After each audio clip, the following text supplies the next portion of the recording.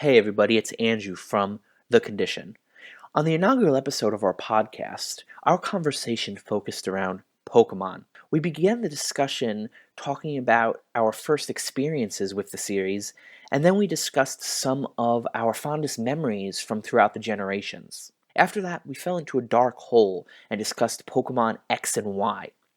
But what happens if I told you there is an even darker hole, a more strategic and complex hole? And that's competitive Pokemon battling. Today, I'm joined by Ted Stark, who is a competitive Pokemon battler and has been for a while. We discuss how he got into battling Pokemon competitively. We discuss how the changes in Pokemon X and Y affect the scene.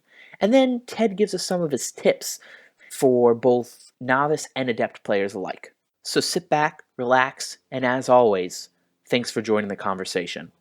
So Ted, when did you start battling Pokemon competitively? I believe the first time I actually started was in Gen 4. I believe it was what was it? It wasn't Diamond, it was Platinum. Pokemon Platinum. When Pokemon Platinum came out, that was when, there were a whole bunch of YouTubers that were, that had a whole bunch of battles on, like the Pikachu, Shofu was a big one, Hayden was a big one, and I watched them, and I was like, man, I loved Pokemon since, since Gen 1, since Red, Blue, and Yellow, and I was like, I've never actually, had any competitive battles, because up until then, it was always through the link cables.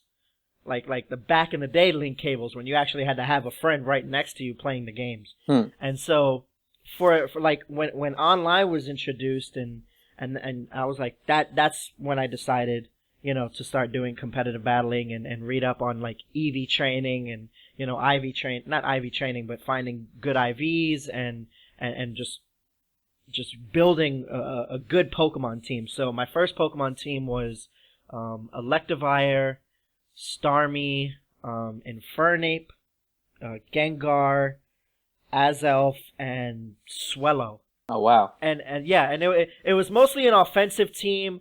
I mean I was really really new, and so I really I learned by trial and error. I realized that my hyper offensive team wasn't really the best. I mean, I did okay with it, but most of the time I just got bodied. So after that, Gen 5 came out, and then, that introduced a whole bunch of new things. And then now Gen 6 is out, and that completely changes the competitive game entirely with the, the new type and everything. So, yeah, started from Gen 4, and now we're here. For sure.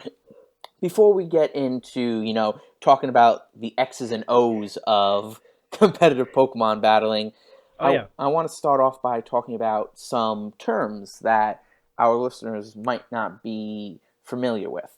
Okay. There are three basic types of teams that you can play. And through my research, I found that there's offensive, stalling, and balance. Now, I think we can kind of figure out what offensive is. Oh yeah, But like one of my, the team I just described would be an offensive team. A team that doesn't really have any defensive Pokemon. It's just all out attack and special attacking Pokemon that just they try their best to take the first couple turns to either set up or just completely wipe away the competition. okay, so the antithesis of that would be a stall team, I'm guessing, right?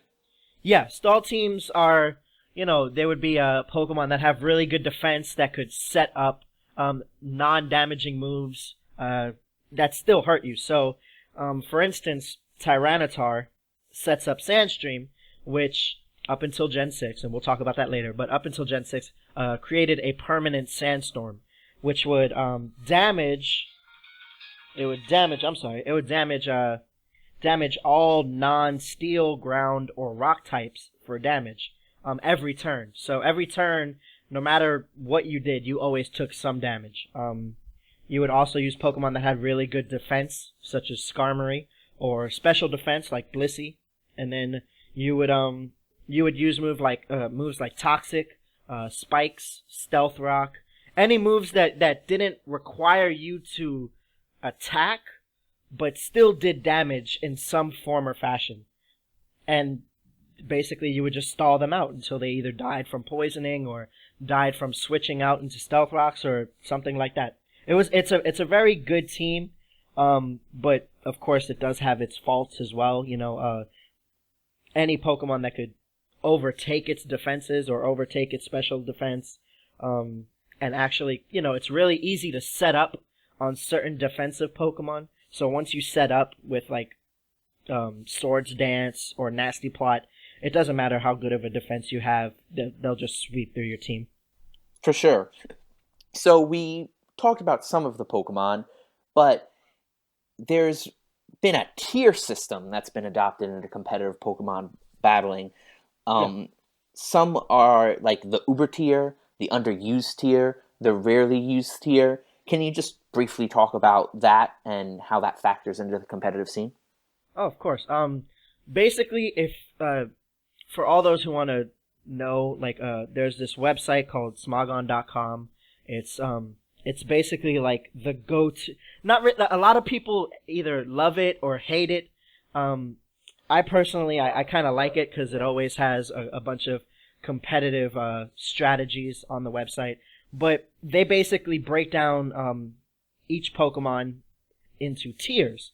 So starting from the very, very top, we have the Ubers tier, which is basically almost all of the legendary Pokemon. Any Pokemon that have a base stat of, I believe, like 560 up to 620 or something like that.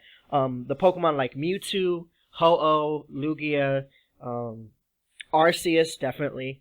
And then certain other Pokemon, such as Blaziken. Blaziken is actually the first starting Pokemon to go up to the Ubers tier, and that's because of Speed Boost, the Dream World ability that it gets. It made it too powerful in regular gameplay, so they had to move it up to the Ubers tier where it would be more viable. Going down, you have the OU tier, or the overused tier. That would be Pokemon like Gengar, Jirachi, I believe Gyarados is still in OU.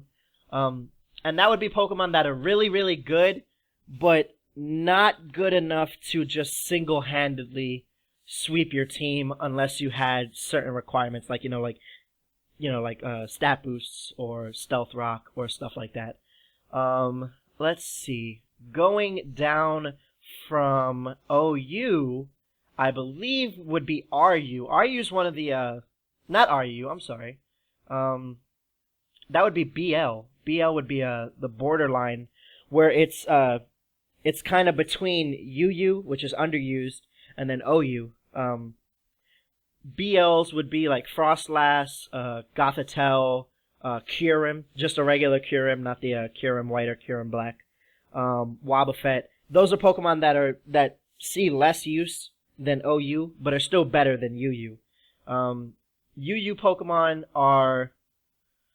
would be Pokemon such as Hitmontop, Empoleon, and Cobalion, and those are Pokemon that aren't as good or don't have good stats as OU Pokemon. Okay. And so they get put. It's basically to kind of sum it up, because there's like 6 tiers and we don't want to go through all of them. It bases the tiers on their stats, and basically their base stats total. So I think the lowest base stat total is a Little Cup Pokemon, which is all the way at 180, and then the best is Arceus, which is at 720. So Whoa. basically, your base stat basically dictates which tier you get put in. So Love Disc is obviously Uber. Oh my God, I don't even know where Love Disc is. Love Disc is it's such a bad Pokemon.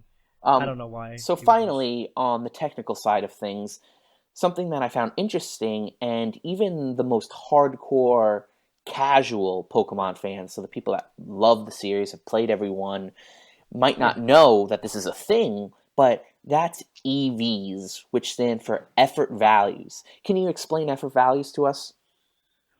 Effort values are, I believe they were implemented in Gen 3. Either Gen 3 or Gen 4. I think it was Gen 3. But basically, effort values are like a hidden, like counting system. Basically, each Pokemon that you defeat gives you a certain amount of EVs. And when you get 4 EVs in a particular stat, whether it be HP, attack, defense, special attack, or speed, when you get 4 EVs in one of those, your base stat goes up by a point. So let's say you have a Mewtwo with a 150 special attack. I believe if you beat 4 Pokemon that each give you 1 special attack EV, it will go up to 151 the next time you level up. And that's only if you defeat 4 Pokemon with, 1 special attack EV and then level up immediately after that. So basically, when you EV train, you basically increase your Pokemon's base stat based on where your EVs are going.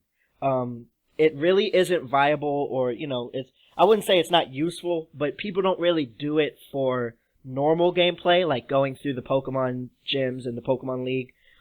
They don't really do that. That's more for competitive battling. For sure. It really helps out. It really helps, gain an edge over other Pokemon, and even the same Pokemon that you use. For example, a Tyranitar with like 252 attack EVs will at level 100 will have more base attack than a Tyranitar with 128 attack EVs. So even though they're the same Pokemon with the exact same level, the one with 252 EVs will do more damage than the one with 128 EVs. Oh wow, that's interesting. Another hidden element of the game. Oh yeah. So you could have 510 EVs total for one Pokemon, that you could spread out everywhere, or in particular places. But you could only have 255 EVs, in one stat. So you can't have 510 EVs in attack, because that would be ridiculous. So what most people like to do is they like spreading out their EVs to have the best Pokemon that they can have. Some people like to put like the max amount of EVs in 2 stats. For example, most people would take a Starmie, which is a good special attacker and a pretty speedy Pokemon, and they'd put 252 EVs into speed and then 252 EVs into special attack, and that would give them a Starmie that has the most speed and the most special attack that a Pokemon could have.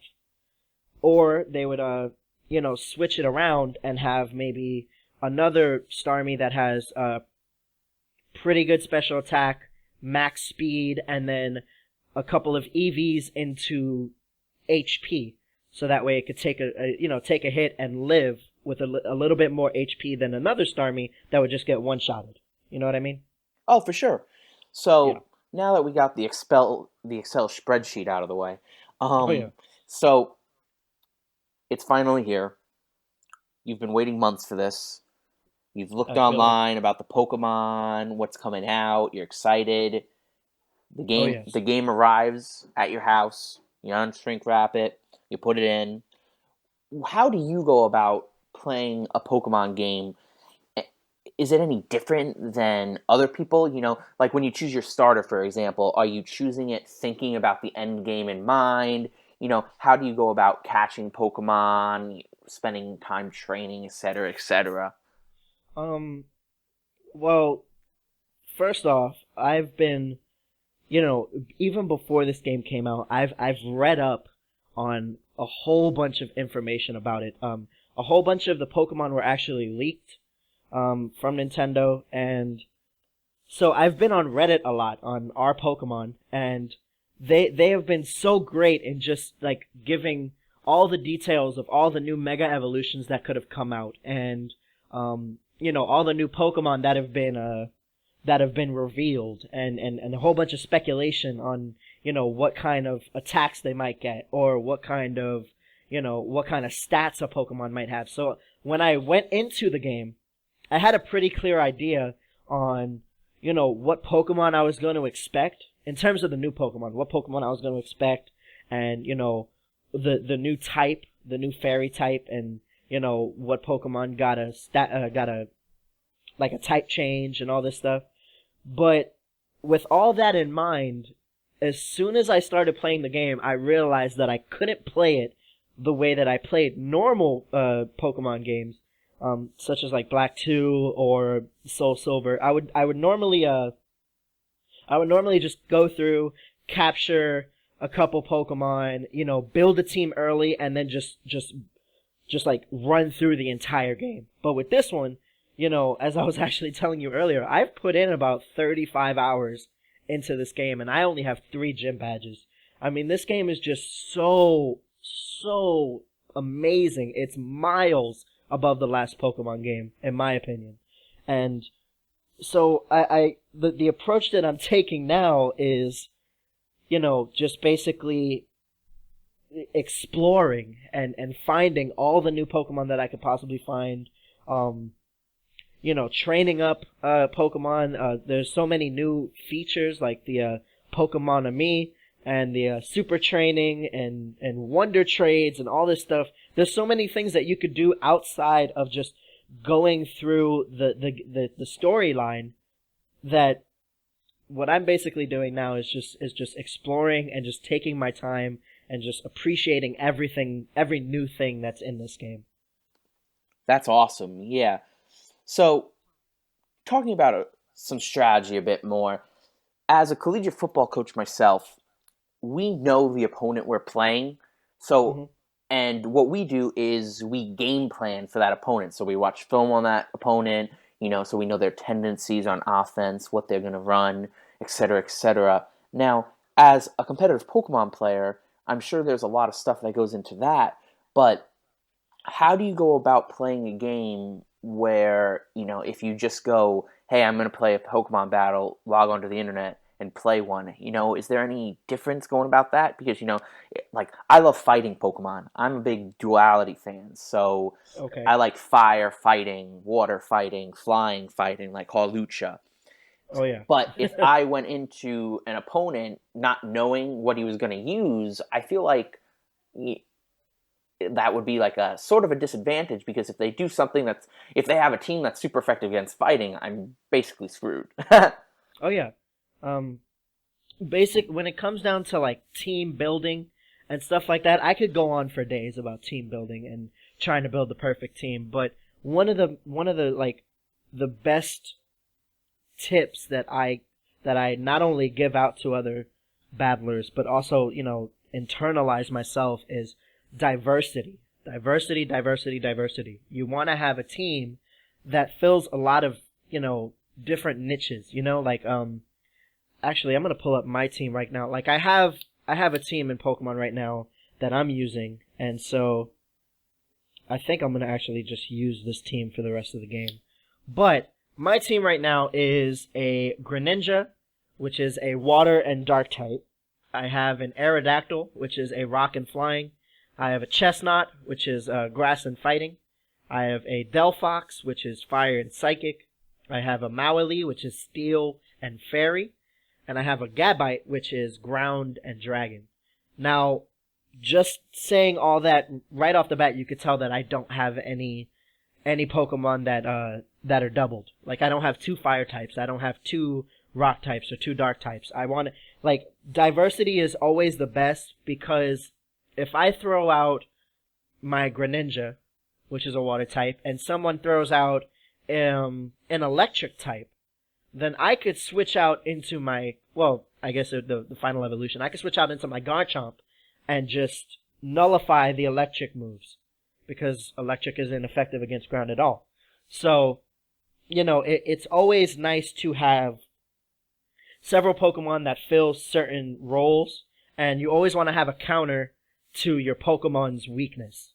So, Greninja's also a dark type, so if someone threw out a fighting type, I would throw out... Who would I throw out? I'd probably throw out Delphox, because Delphox is psychic, and it resists fighting types, and so on and so forth. So, you know, a big thing to... Even if you don't know anything about your opponent's team, one thing that you should always do is have a variety of different Pokemon and not just one type, because then you'll kind of bottleneck yourself into, you know, this kind of thing where if they have a counter to your type and you're only using one type, then you're pretty much screwed and the entire match is lost.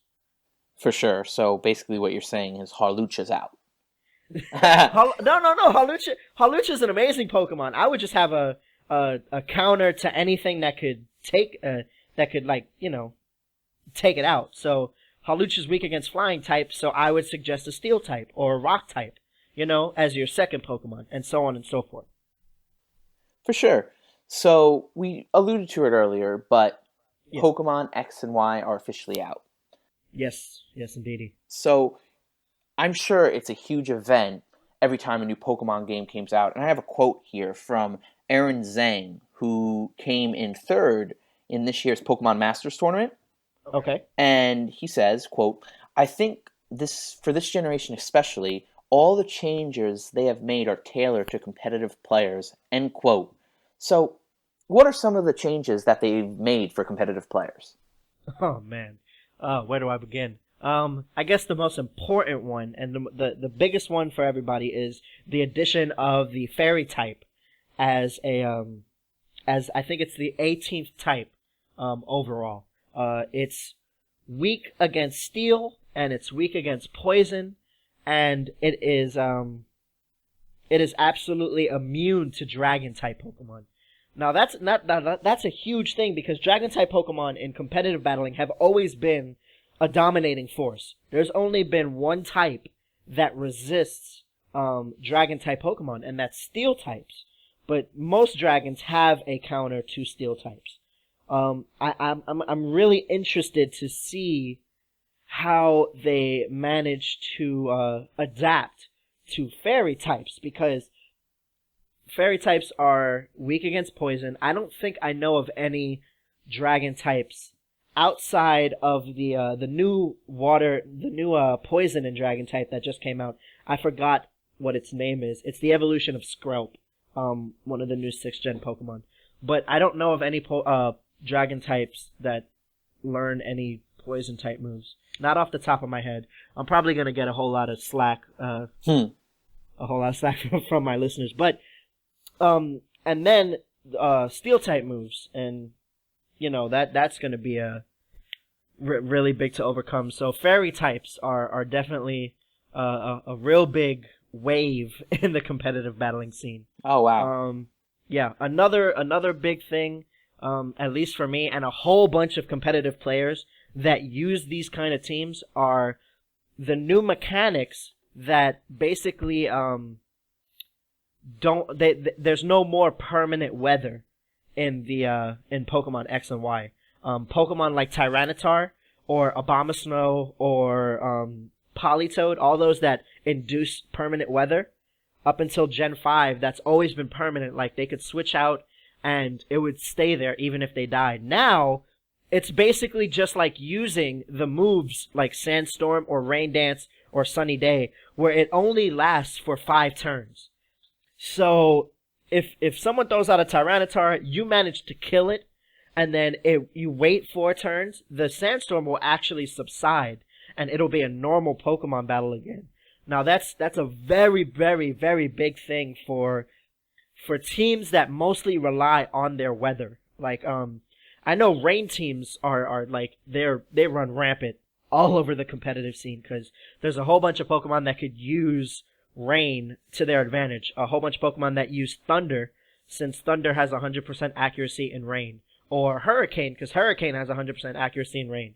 Pokemon that gain Swift Swim, that use Swift Swim as their ability, that double their speed when under rain. Those Pokemon, they basically only have 5 turns to do what they need to do, and then it's over.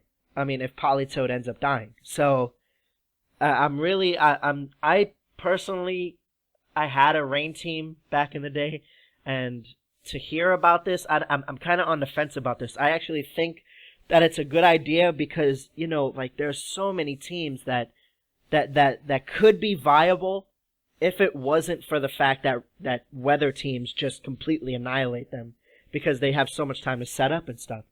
So for that to be a 5-turn effect now is going to be very, very, very, very different. Those are the two biggest things, at least to me, right now for competitive battling. For sure. Now, as a non-competitive Pokemon player myself, but somebody who's played every game in the series, an interesting feature for me and to a lot of people for Pokemon X and Y are in the inclusion of Mega Evolutions. Now, I'll explain these real quick. Mega Evolutions are the next step. So think Charizard, who has been normally the final evolution of a Charmander. Now he can go one step farther and become Charizard X or Y, depending on the version you choose. How will Mega Evolutions factor into competitive Pokemon battling? Whew. Mega Evolutions, when I first heard about Mega Evolutions, I thought that they were so broken. Like, it was ridiculous to have a Pokemon. Like, the best example I could give is a Pokemon like Mewtwo, which is already an uber Pokemon, gaining a Mega Evolution. I believe, Mewtwo Y, gains a special attack and a speed boost. It's already, like, ridiculously powerful with special attack. It's already ridiculously fast. So why would they give it even more speed or more special attack? If I actually look here, because I have this pulled up, its special attack is base 154, and then its speed is base 130. So I believe it adds about 30 base points to special attack and then like 20 to speed. So it's basically on par with like Arceus, which is ridiculous. It's absolutely ridiculous. So, what I've seen people do, because there haven't been a lot of competitive Pokemon X battles online yet, because basically people are doing it the not really the hard way, but kind of. Where they have to actually find good IVs and then EV train their Pokemon before they could actually battle. Up until then, most people I know have been quote unquote legitimately hacking, which is there's certain programs like PokeSave or PokeSav or PokeGen where they would where you could basically like make a perfect Pokemon on the computer and then just transfer it over to your game. It would still be considered legitimate because there wouldn't be, it wouldn't have moves that it doesn't normally learn, and it wouldn't have IVs or EVs that it wouldn't normally have. So it's, it's acceptable. It's always been accepted in the community to do that. But there is no PokeSav or PokeGen for Gen 6. So people have been having to, build from the bottom all the way up. But for the Pokemon battles that I have seen, it's basically accepted that only one Mega Evolution is used per team. It would be ridiculous to have 6 Pokemon that could Mega Evolve as one team, because then it would just be unfair. So I think that the tiers are still in place, so you'll never see Mega Mewtwo in OU, and you'll never see like Mega Garchomp in UU, or stuff like that. But, to have only one Mega Evolution per team, I think is doable. Because even though they get stronger, they're not unbeatable. There's still ways to go around that and beat a Mega Evolved Pokemon. It's just going to be more difficult. For sure. So, before I let you go, I want to talk about Ted's tips. So, what's a strategy that you actually mentioned it earlier in the show, the rain strategy, but what's another strategy that you're fond of or that you've implemented before in your competitive Pokemon experience? When I build a team, I really like to build balanced teams. my suggestion for people would be to always make, not to always make, but to highly consider using a team that's really balanced. So having a couple of defensive Pokemon, a couple of, strong attacking Pokemon or specially attacking Pokemon. Having a good balance of that would definitely ensure a longer winning streak. Because I don't think I've seen a team that's just purely offensive win a whole bunch of tournaments. Because there's always a team that's going to stall it out. Or vice versa, where there's, if there's a stall team, there's always one team that will, that will just set up and then dominate. Having a pretty good balance, will ensure that if something happens, you have proper, checks and counters to anything that your opponent may throw out at you. Another tip, which I've actually, talked about earlier, but I'm going to stress again, is diversity. Always have a diversity in your team, not only in your team, but also in your attacks. Try to have a Pokemon such as Charizard. If you know that it's weak against water types, try having, an electric type move like Thunder Punch, or a grass type move like Solar Beam. Something that'll take your opponent, by surprise. If they throw out a water type Pokemon, they're like, oh, okay, it's a Charizard. It's not going to do anything to me. Cause, Flamethrower, it'll be, not very effective. And then you throw out a Solar Beam and the water type dies and they're like, oh crap, I didn't even know it could do that. Or I didn't expect that, or something like that. So, diversity, balanced teams, and just have fun. A lot of people get really, not aggressive, but they get really serious about this game. And a lot of people get really salty when they lose, and it's just, it's just a game. People have fun. Learn, learn from your defeats, and I've always taken my defeats in stride, and kind of not really researched, but I've kind of questioned, why did I lose? What could I have done better? And because of that, my teams have always gotten better because of that. And that's pretty much all the tips that I could give. Perfect. Now, if I'm a person that loves Pokemon and I'm crazy enough to want to get into the competitive scene, what is the first step that I should take when I get started?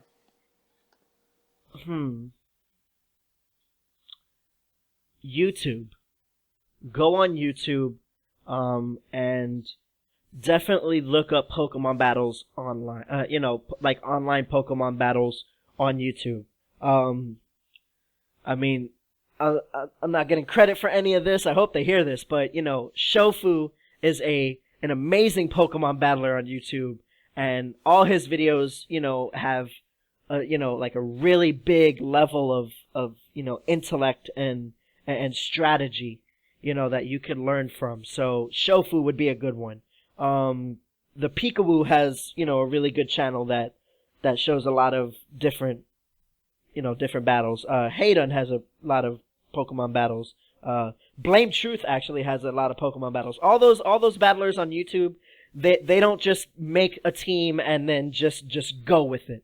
They actually, put a lot of thought into their EV training. They put a lot of thought into their typing, and all that stuff. So that's really, if you want to become a competitive Pokemon battler, start on YouTube, look up a whole bunch of different battlers, even those that are outside of the ones that I mentioned. I just mentioned what I thought are the best battlers right now. And then you could always go on Smogon. They have a whole bunch of different, strategies for each of the Pokemon that are out right now, except Gen 6. They're working on Gen 6, but up to Gen 5, they have a whole bunch of strategies for each Pokemon. They have a whole bunch of articles that explain in detail what EV training is, IV training is, a whole bunch of stuff like that. So definitely, go online or go on YouTube, and then when you feel like you've accumulated enough knowledge and accumulated enough data, you could actually meticulously go through and pick your team and then just dominate from there. Perfect. Sage wisdom from a veteran competitive Pokemon player. Oh yes. We really just touched the tip of the iceberg for competitive Pokemon battling, but I think it's a great start. I want to thank Ted for joining me. Oh, of course, and thank you for having me. And Ted, I know that you have a YouTube channel yourself. Yes, I do. It is actually youtube.com/Psyro, Psyro. I haven't really put that many videos up lately because Pokemon X came out and my life just stopped. But I will be putting up more videos in the coming days as I get them done. So if you guys subscribe, like, comment all my videos, I will definitely put up more for all of you beautiful people. Perfect. And if you have any questions for us, you can always email us at conditionpodcast@gmail.com. And thank you guys for listening. Thank you guys so much for listening. You have a beautiful day.